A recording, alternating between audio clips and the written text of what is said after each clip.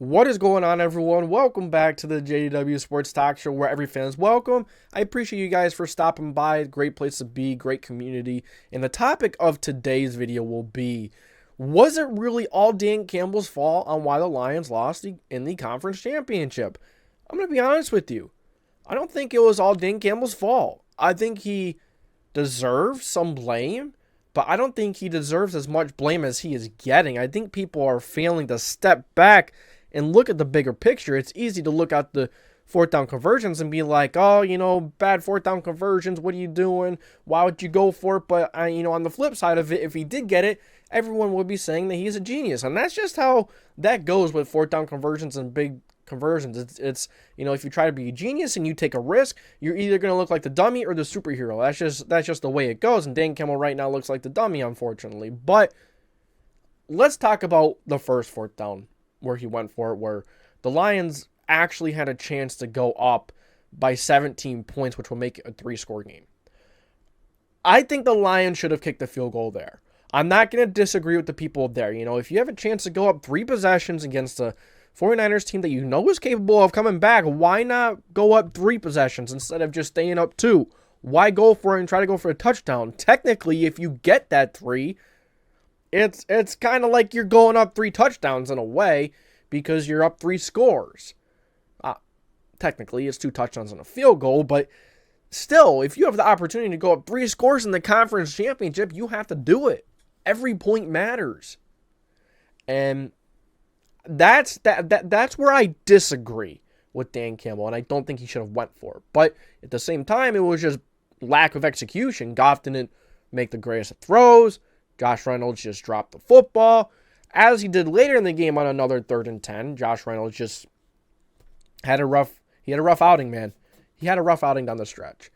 And so let's talk about the next decision. Okay, so I apologize. I had to go back and make sure I was getting it right. So the second one was where Jared Goff rolls out to the right. It was another 4th and 2, and you had the chance to get, I think it was a Monrod down the field, and he just underthrew it. Couldn't really get it there. Didn't really have anything open. The defense just had a good play, man. The defense just played really well that rep in one of the biggest moments.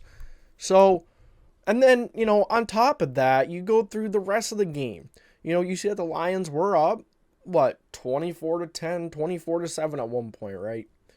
And they did have a chance to go up 17-10, or 27-10. What the heck am I saying, bro? I'm struggling right now, but it's just like Lions, man. Lions. Like, it's not just Dan Campbell. Dan Campbell can't go out there and play defense. The Lions went out there and the defense couldn't do anything the second half of the game. They couldn't get a stop against Brock Purdy. Give credit to Brock Purdy, Deebo Samuel, Kittle, CMC just running wild.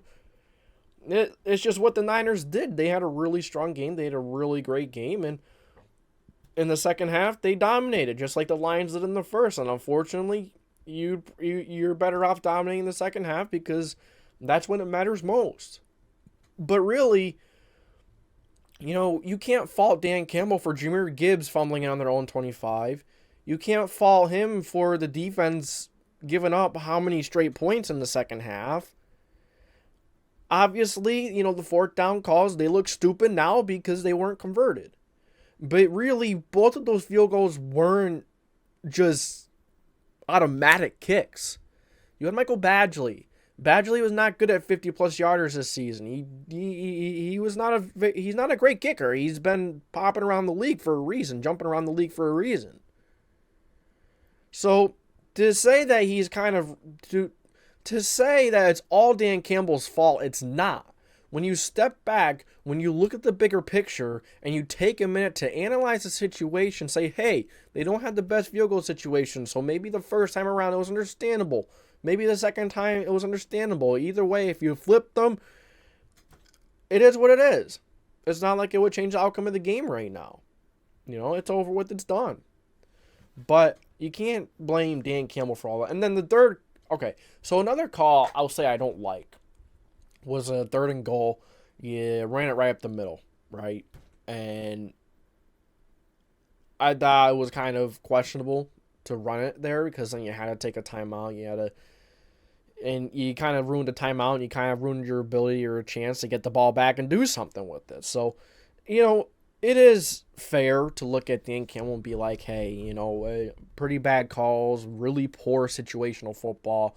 And that third down, I will agree, that was poor situational. So he definitely didn't have some good calls there, but I think people are just failing to look at the bigger picture and why he may have, why he did go for it, and why he would rather go for an offense and put the game in their best players' hands and put it into the leg of a kicker that has jumped around the league the last couple of years. I understand that, and I do understand, that you do have to kind of try and trust in your kicker. But at the same time, would you rather Jared Goff, Amon-Ra St. Brown, I would say Josh Reynolds, but he had a tough game, Sam Laporta, Jahmyr Gibbs, would you, or even David Montgomery, would you rather one of those guys having a chance to get the first down and make the field goal easier in the future if you don't get it?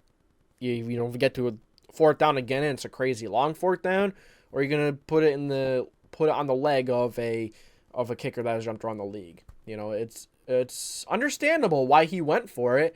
He definitely makes him look a lot worse considering they didn't get it. But if they did get it, everyone would be saying, "Oh, he's a genius." So, you need to be aggressive, man. You need to be aggressive, and especially when the momentum is on the Niners' side like that, you have to be aggressive. You have to try and keep it going, and they couldn't, obviously, and they paid for it. But really, like Aiden Hutchinson said, man, remember when Michigan lost in the playoffs, and Hutch was like, you need the heartbreak to fuel you to be more hungry and come back stronger the next year.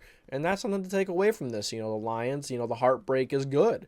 It can make them better, or it's going to make them worse. We'll see. But that's all I got for you guys in this video. I really don't think it's all Dan Campbell's fault. Chill out on Dan Campbell, and I understand why, and I understand this is a non-popular opinion, but I don't care. I'm here giving you my thoughts, and if you like it, great. If you don't, I honestly don't care, but I appreciate you for sticking around and listening to it.